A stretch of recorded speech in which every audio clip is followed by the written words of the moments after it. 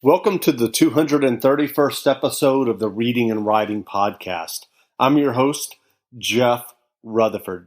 Stay tuned for my interview with Travis Smith, author of Superhero Ethics, 10 Comic Book Heroes, 10 Ways to Save the World, Which One Do We Need Most Now? Stay tuned for the interview.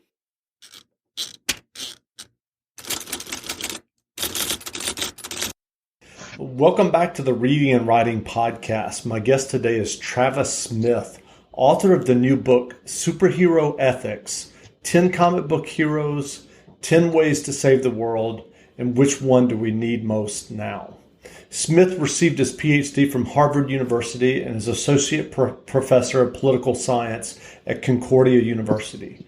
Travis Smith, welcome to the podcast. Thank you very much for having me on the show today, Jeff. It's a real pleasure to be here. Great. Well, as I mentioned, your new book is Superhero Ethics. What motivated you to write this book at this time? Well, I teach political philosophy at Concordia, often to classes of undergraduates, 100 students in size.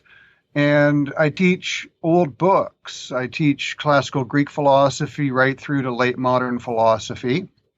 And I'm always trying to find ways to make the material that I'm teaching interesting, relevant, familiar, because there's a tendency to think that maybe these old ideas and these old arguments are now obsolete and of no longer any real use to us today. And so one of the things I tend to do a lot in class is I tend to make a lot of popular culture references of a wide variety of kinds to make sure that, given an extremely diverse student body in front of me with diverse interests over the course of the semester, hopefully, if I touch on the Gilmore Girls at least once, or if I touch upon something that's in the pop charts today, the most recently released pop video that's gone viral on YouTube, or things like superhero movies, that there's always going to be somebody in the class who gets what I'm saying in order to make an illustration of the points I'm trying to make with respect to these old books. And given that I'm a lifelong sort of reader of comic book stories and superhero moviegoer, I tend to make recourse to those examples fairly frequently. And I had the opportunity to write a book that combined these two interests of mine, superhero stories, classical ethics and political theory, and put them together and try to see if I engage in sort of a long form sustained analysis of this genre, given my sort of scholarly background, what would turn out of it. And Superhero Ethics is the product of that. And so what was your own personal experience of discovering superheroes in comic books? Well, I was thinking about this recently, and I think watching Super Friends and Saturday morning cartoons was where I first got exposed to these. Green Lantern was my favorite on Challenge of the Super Friends, probably because I liked his arch nemesis Sinestro best. And then when I was sort of preteen years, I had a number of friends or relatives that were comic book readers, and so I would borrow their books or read them when I was visiting, and then got into them that way. And Uncanny X-Men in the sort of early mid-'80s, those stories were the ones that really got me reading comic books. Rogue was my favorite superhero when I was a preteen teenager, Rogue from the X-Men. Anna Paquin played her in the movies. And so that's sort of where I got into them when I was younger.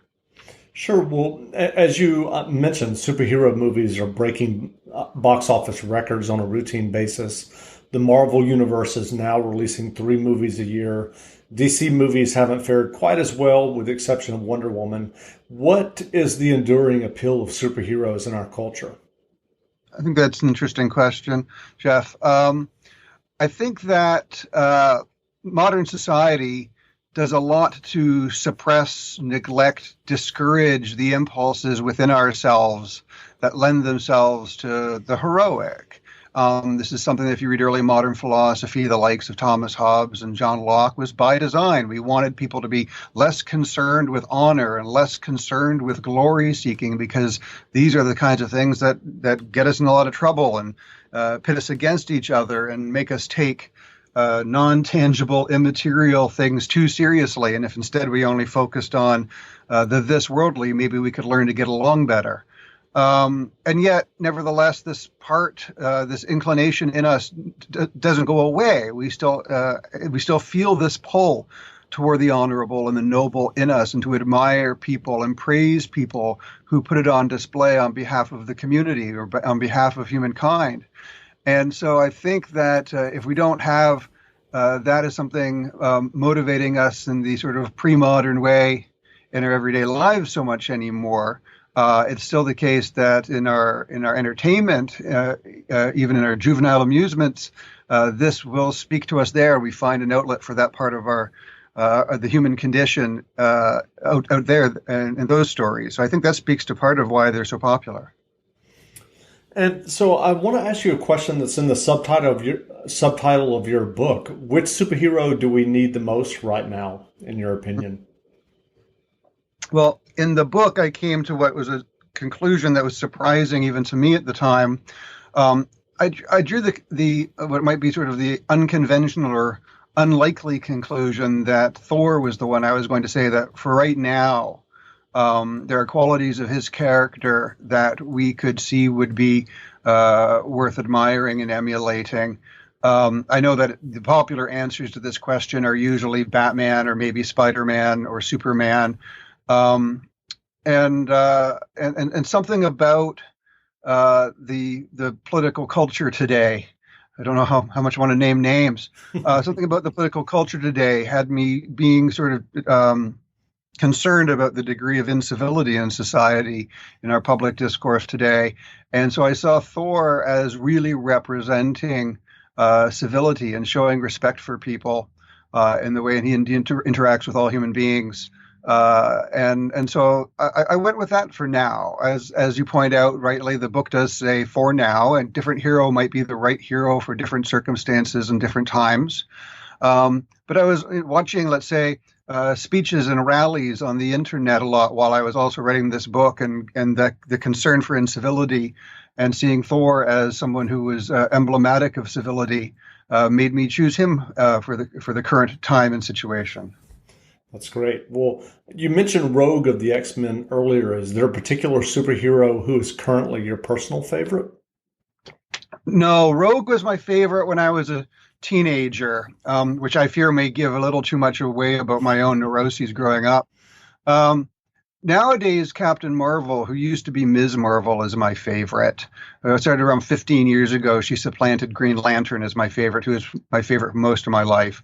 But yeah, Carol Danvers, who's got a movie coming out in March of 2019. It'll be apart from Wonder Woman, the first female lead superhero movie, the first one in the Marvel universe. I know that this weekend, tomorrow, Ant-Man and the Wasp comes out. So Wasp is sharing the billing on that one. But Captain Marvel is my favorite, and her movie comes out next year. And it's rumored that she's going to have a huge part in the next Avengers as well. I'll just point that out. Yeah, no, absolutely. I think that it's a massive opportunity for Marvel to introduce a character who will not only be your strong role model for young women or girls to look up to and dress up as at Halloween. I take her to be a sort of inspirational character who's sort of based on the idea that whatever has happened to you in your life, it's up to you to try to make yourself into the best version of yourself so that you can be happier and that you can be of the most use to the people around you who depend on you. And so it has the benefit of both being something that she'll be a great female hero for the female audience. But I think just generally speaking, in terms of character, I don't think that good character has a gender. And I think she'll be, if the movie's done rightly, she'll be somebody that all people can admire as a character. That's interesting. So I had a question for you. You mentioned the idea of Thor and civility in public discourse. I wonder, and I'm trying to kind of articulate this question as it occurs to me. Oftentimes you see, especially if you're familiar with internet culture, whether it's Twitter or Instagram or Facebook, and specifically memes, And I've noticed over the last, 5, 6, 7 years, as those platforms have grown and matured, that oftentimes you will see people use uh, pop culture references, and specifically as we're talking about here, superheroes, to comment on the politics of the day. Or Um, Captain Jean-Luc Picard face palming. Yes. Exactly, exactly. And then it's interesting too because oftentimes um, you will have people. Some of the feedback will be, why are you using this fictional character to comment on, something that has real world impact. I'm just wondering what you think about that of this kind of melding that you see, especially around kind of meme culture, where you do see superheroes being used to address kind of politics of the day. I see a couple of questions there, Jeff. Maybe I didn't Uh, articulate it very well. no, no, no, but Okay. I'm going to parse it into two, if I can give a two-part answer. Sure. Uh, so the first thing is about social media, just in general. I don't, I tend to avoid it like the plague. I tried Facebook for a few months once 10 years ago and turned it off. Um, it's just not good for my personality. I tend to be, as many comic book collectors are, I tend to be more on the obsessive compulsive addictive side. And so social media is a real poison for someone who has those issues. But I also think, generally speaking, it can be a real poison for society. I know it has its uses and it can be productive and constructive of some things, but at the level of the kind of discourse that we've been reduced to in tweets, um, it's very difficult to offer a reasoned argument, right? It's very difficult to offer nuance. It's very difficult to think in a complex way. It's very difficult to give multiple sides and perspectives their due. And instead, it seems to devolve into a shouting match that lends itself to incivility. It lends itself to righteous indignation and outrage and, harassment. And regrettable in terms of the way society is going. I mean, Bob Putnam, in his Bowling Alone research, claimed that television was the cause of the disappearance of civil society and voluntary associations. And I think there's something plausible about that, just in the way in which the internet, I think, has contributed to the coarsening of public discourse. But that all said, and I know that I come across as a Luddite or a fuddy-duddy or not with it or something like that. But I try to I see my wife scrolling through her social media pages and I'm asking her why are you doing that? What good is coming out of that rather than what sort of misery is being generated by it? Do a cost benefit analysis. That said, with respect to things like pop culture memes being used as part of the discourse in politics or philosophy, obviously writing a book like Superhero Ethics says that's not a bad thing to do. I mentioned I teach classical philosophy, right? Mm-hmm. Plato, when he was making his arguments, he would talk about the stories that Homer told, right? He would talk about Achilles or Odysseus and the great heroes, effectively the superheroes, the demigods of their pantheon, of their culture, in order to provide examples that people could understand and work with, while he then proceeded to argue with and against them. And superhero ethics is sort of in that vein, in which I think that, well, two things. Philosophy is not something that's only for really sophisticated, snooty people. And popular culture is something that people who fancy themselves sophisticated shouldn't just sneer at. And I think that I'm sort of a fan of the Socratic idea that you start with the everyday, the ordinary opinions of people. That's why I will listen to talk radio once in a while. That's why I will read the pages on Reddit, even though I won't post there. I want to find out what people are saying.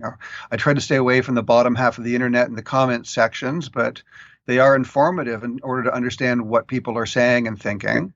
But then you can use them to get an appreciation for different perspectives that people have, even if you completely disagree with them or totally appalled by them.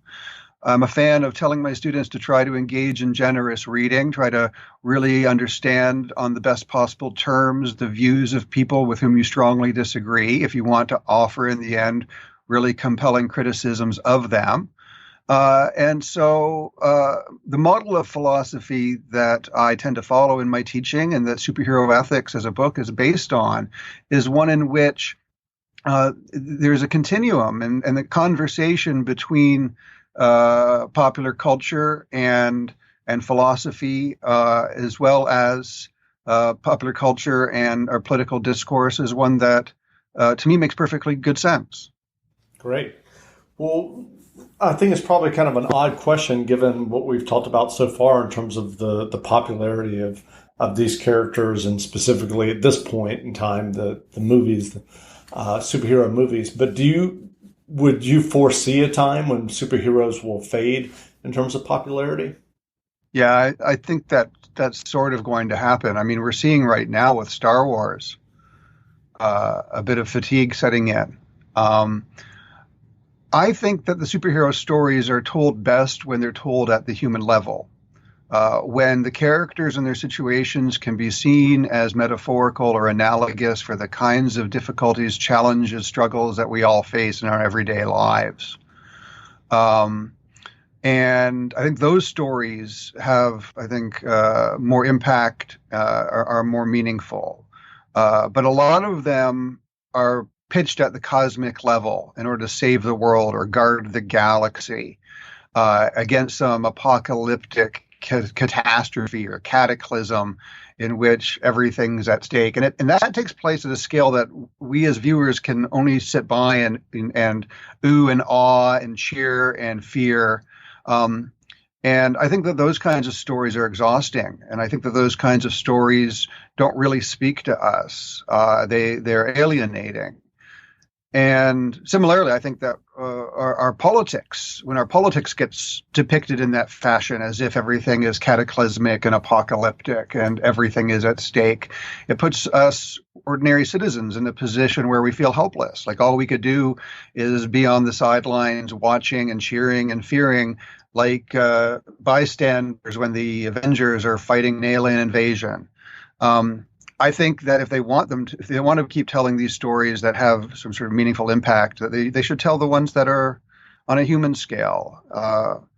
In superhero ethics, one of the things I was trying to do actually when I was looking at the 10 superheroes that I conduct my critical assessments of, I tried to humanize them. I tried to take disregard the fantastical elements or only consider them insofar as I could read them metaphorically for the kinds of abilities or situations that ordinary human beings have, because that's when they're relevant to us. Sure. Well, I'm curious, in many surveys, adherence to organized religion is going down in North America. Do you think that trend will impact our culture's embrace of superhero myths at some point? That's interesting. I mean, I know that the social science research is ambivalent on this. Sometimes they say that certain religious association memberships are on the decline and other ones are on the increase. And there's usually this observation that the religious organizations that demand more on adherence are the ones that tend to thrive more, and the ones that demand less of us, the ones where the religious teaching and the secular teaching of societies coincide more, are the ones where religious affiliation tends to decline.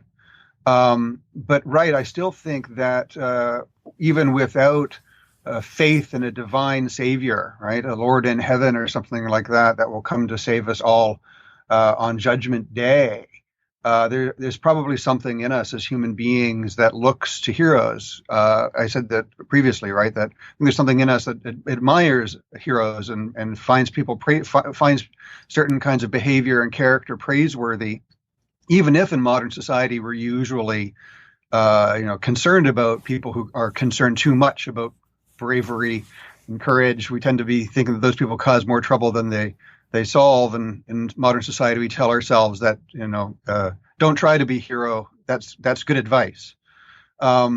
But still, given all the situations in our lives in which we can feel powerless, in which we do feel like we're at the mercy of vast generalized causes regarding which we have no recourse, I think there's going to be a tendency to be looking for champions, to be looking for heroes, to be looking for saviors.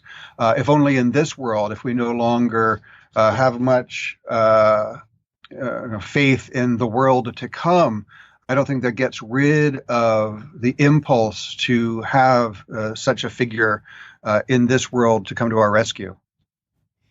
Great. Well, do you still read comic books today? Some. And are there any specific books or series that you would recommend or that you're really enjoying? Sure. Yeah. I'm a big fan of The Unbeatable Squirrel Girl. I have been partial to the recent series Ms. Marvel, featuring Kamala Khan, a relatively new character. I am a fan of the stories about Miles Morales, the new Spider-Man. My son and I, for 7 years now, we've read each new issue as it came out at bedtime the night it came out. It's sort of a father-son tradition that we have. So there's 3 off the top of my head to start. Great. Well, that's all the questions I had. Did you have any final thoughts about superheroes in our culture today?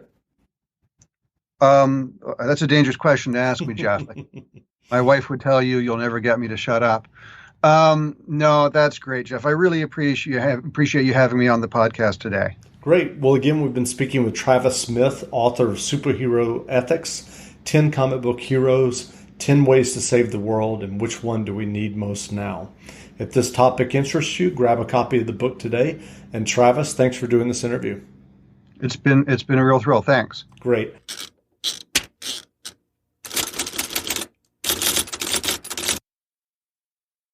Not since flying reindeer have the holidays seen something so amazing. Just in time to make selfie-ready holiday hair easy. Introducing the do-it-all styling tools for glam holiday hair. The holidays are happier with glam hair. And the Knot Doctor all-in-one dryer brushes from Conair makes it easy. Detangle, dry, and style in one step. No elf needed. The Knot Doctor collection has a dryer brush for every hair type and style. The pink smoothing paddle dryer brush has Flexolite bristles for painless detangling and high-performance power for quick styling and smooth, shiny results. And the purple dryer brush comes with a bonus volumizing attachment to boost lift and volume at the roots. It's perfect for salon blowouts at home.